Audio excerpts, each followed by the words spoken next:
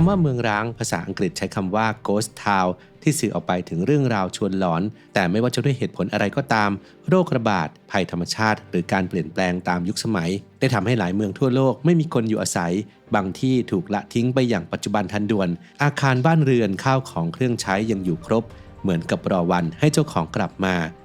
อับดุลไททูบจะพาไปเที่ยวเมืองร้างที่อาจจะไม่อลังการแบบเกาะฮาจิมะของญี่ปุ่นหรือเชอร์โนบิลของยูเครนแต่เมืองร้างที่เรารวบรวมมาล้วนมีเอกลักษณ์ในตัวเองหลายแห่งก็เริ่มกลายเป็นแหล่งท่องเที่ยวกันบ้างแล้วครับ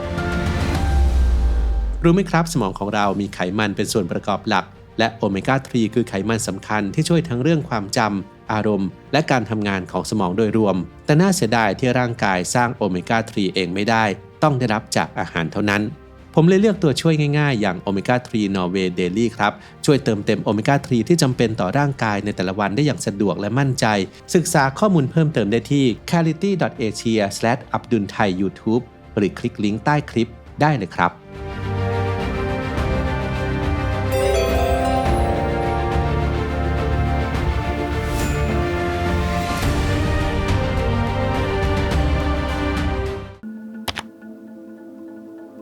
เมืองแครโคอิตาลี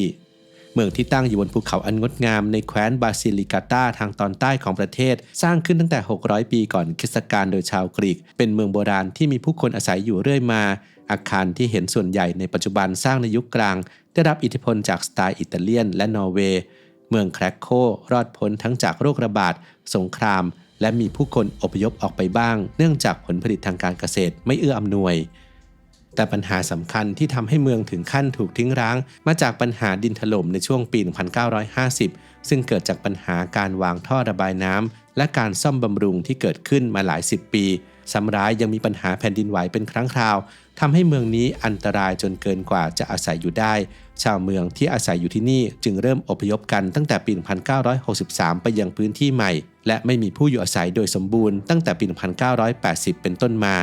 ปัจจุบันที่นี่เป็นส่วนหนึ่งของสถานที่ท่องเที่ยวที่ได้รับคำแนะนำให้มองดูความงามจากระยะไกลแต่ก็มีการใช้เป็นโลเคชั่นถ่ายหนังด้วยเช่นกัน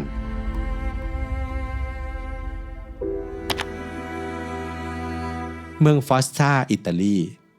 อีกหนึ่งเมืองที่ต้องถูกทิ้งร้างเพราะภัยธรรมชาติในชั่วข้ามคืนเวลาประมาณตี 3ของวันที่ 6 เมษายน ปี 2009 แผ่นดินไหวระดับ 5.9 ได้ปลุกให้ชาวบ้านในเมืองฟอสตาเมืองเล็กๆที่ตั้งอยู่บนเขาในแคว้นอับรูโซทางตอนกลางของประเทศต้องตกใจตื่นไม่เพียงแค่บ้านเรือนที่สั่นไหวแต่ยังมีเสียงกรีดร้องของผู้คนและความเสียหายจากโครงสร้างต่างๆทั่วเมืองหลังคาพังถล่มตามมาด้วยปัญหาระบบสาธารณูปโภคพื้นฐานที่ไม่สามารถใช้งานได้และ after shock ที่ตามมาทำให้ชาวเมืองส่วนใหญ่ตัดสินใจละทิ้งบ้านของตัวเองทันทีเพื่อเอาชีวิตรอดศูนย์กลางแผ่นดินไหวอยู่ที่เมืองลากิล่าซึ่งตั้งอยู่ไม่ไกลและนับเป็นหนึ่งในเหตุการณ์แผ่นดินไหวที่สร้างความเสียหายมากที่สุดในแคว้นอาบรูโซมูลค่าความเสียหายราว 1.6 พันล้านดอลลาร์ทำให้ชาวอิตาเลียนราว 70,000 คนไร้ที่อยู่อาศัยรวมถึงชาวฟอสซาที่ต้องรีบอพยพอย่างฉุกละหุกข้าวของเครื่องใช้ถูกทิ้งไว้จำนวนมากเมืองทั้งเมืองกลายเป็นเมืองร้างที่ไม่มีใครกล้ากลับเข้าไปอาศัยและไม่ได้รับการซ่อมแซมปัจจุบันผ่านมากว่า10 ปีมีการปรับปรุงเมืองฟอสซาบางส่วนและที่นี่ได้กลายเป็นสถานที่ท่องเที่ยวสำหรับผู้ที่ชอบของแปลกที่จะได้มาเยี่ยมชมบรรยากาศแห่งเมืองร้างที่บางอาคารทุกสิ่งยังคงอยู่ในสภาพเดิมราวกับยังมีผู้คนอาศัยอยู่เพียงแต่สภาพความเสียหายและความสกปรกรกรุงรังเท่านั้นที่ยืนยันว่าที่นี่ถูกทิ้งร้างไปนานวิลล่าเอเปกูเอนอาร์เจนตินาอดีตเมืองตากอากาศริมทะเลสาบที่ห่างจากบูโนสไอเรสเมืองหลวงลงไปทางใต้ประมาณ600 กิโลเมตรด้วยสรรพคุณของน้ำเค็มในทะเลสาบทำให้ในช่วงทศวรรษที่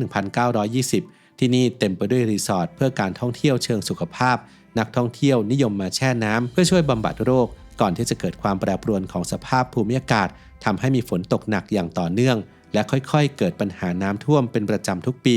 จนกระทั่งปี 1984 เกิดพายุและน้ำท่วมครั้งใหญ่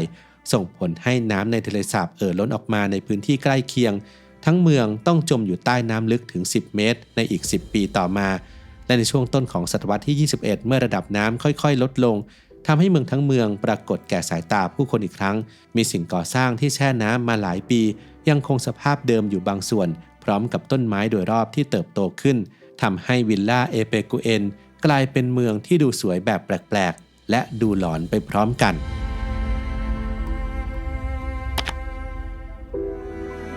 สกาลตูโบจอร์เจีย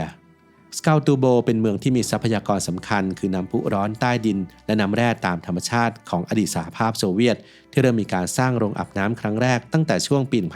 1870 เมืองนี้เคยเต็มไปด้วยรีสอร์ทสปาหรูหราอลังการราวกับพระราชวังและคึกคักไปด้วยผู้คนเหมาะแก่การพักผ่อนแม้ระดับผู้นำประเทศอย่างโจเซฟสตาลินก็เคยมาเยือนเมืองนี้หลายครั้งก่อนที่ยุคทองจะสิ้นสุดลงในช่วงต้นทศวรรษที่ 1990 หลังจากการล่มสลายของสหภาพโซเวียตและสกาลตูโบกลายมาเป็นดินแดนของประเทศจอร์เจียประเทศเกิดใหม่ที่มีปัญหาเรื่องความขัดแย้งทางเชื้อชาติในพื้นที่และปัญหาเศรษฐกิจทำให้สปารีสอร์ทถูกทิ้งร้างไปแต่ยังคงเค้าโครงแห่งความงดงามและบรรยากาศแห่งอดีตให้เห็นได้เป็นอย่างดีปัจจุบันมีการกลับมาปรับปรุงรีสอร์ทสปาเก่าบางแห่งและสร้างขึ้นมาใหม่เพื่อเปิดให้บริการทำให้สกาลตูโบเป็นหนึ่งในจุดหมายปลายทางที่น่าท่องเที่ยวที่ได้ทั้งความหลอนเมื่อเดินชมรีสอร์ทสปาเก่าๆและได้แช่น้ำแร่คลายความปวดเมื่อยโคมันสคบประเทศนามิเบียเรื่องราวเกี่ยวกับเมืองนี้เล่าลือกันมาจนคล้ายกับตำนานโดยเริ่มต้นเมื่อปี 1980 เมื่อมีการสร้างทางรถไฟในแถบนี้และคนงานได้เดินเข้าไปในเขตทะเลทรายนามิเบียแล้วมองเห็นก้อนหินส่องแสงวิบวับกระทบเข้าตาและเมื่อเข้าไปดูใกล้ๆก็พบว่าแท้จริงแล้วหินเหล่านั้นคือเพชรและเมื่อมีการบอกต่อกันออกไปใครๆต่างก็มุ่งหน้ากันมาที่นี่เพื่อแสวงโชคและหวังว่าจะได้พบกับเพชรเหมือนกับคนงานอีก 4 ปีต่อมาโคมันสคบก็ได้เติบโตขึ้นอย่างรวดเร็วเป็นเมืองแห่งความมั่งคั่งในทวีปแอฟริกามีไฟฟ้าใช้มีการสร้างบ้านเรือนที่แข็งแรงมีโรงงานทำน้ำแข็งและโรงพยาบาลเวลาผ่านไปอีกราว 15 ปีเริ่มมีการค้นพบเพชรทางตอนใต้ของนามิเบียที่ว่ากันว่าเป็นแหล่งที่ใหญ่และมีเพชรมากกว่าที่นี่ประกอบกับการทำเหมืองเพชรในโคมันสคบก็เริ่มร่อยหรอลงในปี 1956 เพียงแค่ประมาณ 50 ปีหลังจากการค้นพบเพชรครั้งแรกเมืองนี้ก็ถูกทิ้งร้างโดยถาวรลมได้พัดพาทรายเข้าไปในทุกอาคารสถานที่ในเมืองเป็นความอ้างว้างกลางทะเลทรายที่เชิญชวนให้ผู้ที่ชอบทัศนียภาพแบบแปลกๆให้มาเยี่ยมเยือน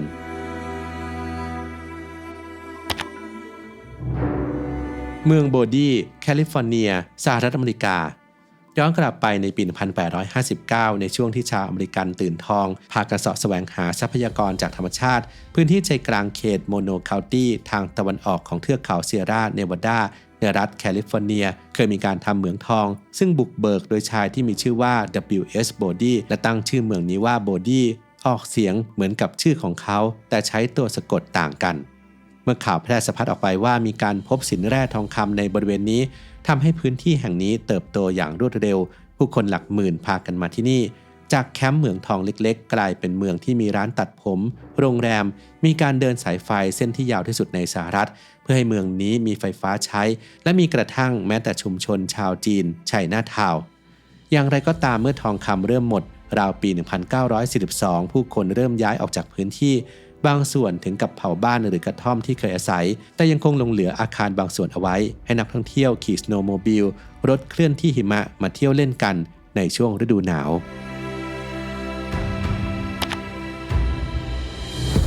เมืองโดแอลเบลเยียม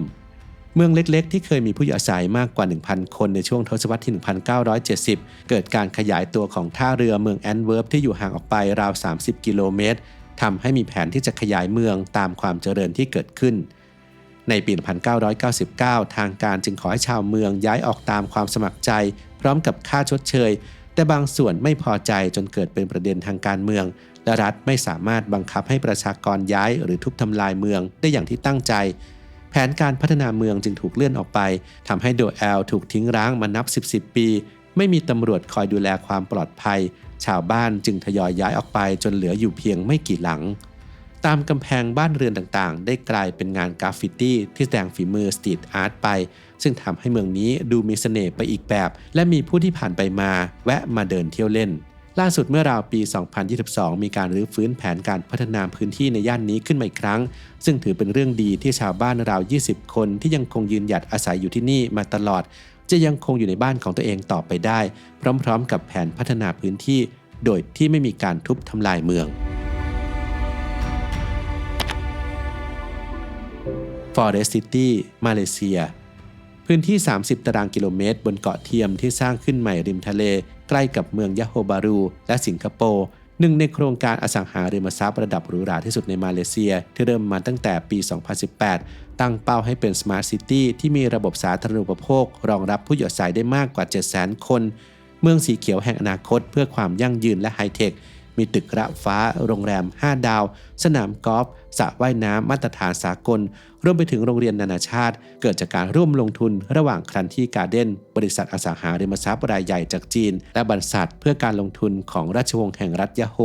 แต่เมื่อการเมืองในมาเลเซียเปลี่ยนขั้วซ้ำร้ายเกิดปัญหาการแพร่ระบาดของโควิด -19 และบริษัทแม่ในประเทศจีนมีปัญหาทางการเงินทำให้โครงการติดขัดแม้ตัวอาคารจะสร้างแล้วเสร็จไปจำนวนมากแต่ก็มีผู้อยู่อาศัยเพียงน้อยนิดร้านค้าไม่เปิดทำการทำให้ราคาของอสังหาริมทรัพย์ในโครงการนี้สูงเกินกว่าที่ชาวมาเลจะเอื้อมถึงและชาวจีนไม่เข้ามาอาศัยอย่างที่ตั้งใจในขณะที่ระบบสาธารณูปโภคการเดินทางเข้ามายังเมืองไม่เอื้ออำนวยพื้นที่สีเขียวจึงดูรกร้างขาดคนดูแลโครงการที่ควรจะดูน่าอยู่กลายเป็นดูน่ากลัวล่าสุดมีความพยายามที่จะพลิกฟื้นพื้นที่บริเวณนี้ขึ้นมาอีกครั้งด้วยแผนการสร้างคาสิโนแต่ยังคงอยู่ระหว่างการถกเถียงที่ยังไม่ได้ข้อยุติชาวอับดุลเฮทูบเคยไปเที่ยวเมืองร้างที่น่าสนใจอื่นใดกันมาบ้างไหมครับลองเล่าสู่กันฟังแบ่งปันประสบการณ์ในความเห็นได้เลยนะครับ